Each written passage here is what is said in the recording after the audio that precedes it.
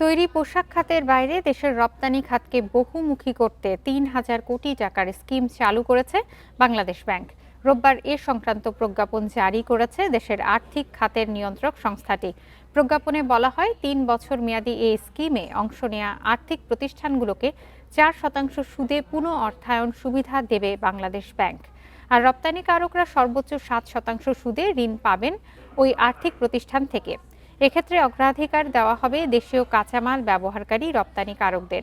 অপ্রচলিত রপ্তানি পণ্য ও বাজারের সম্ভাবনা সৃষ্টির উদ্দেশ্যে তৈরি এই তহবিল যদি কোনো প্রতিষ্ঠান মিথ্যা তথ্য দিয়ে অপব্যবহার করে,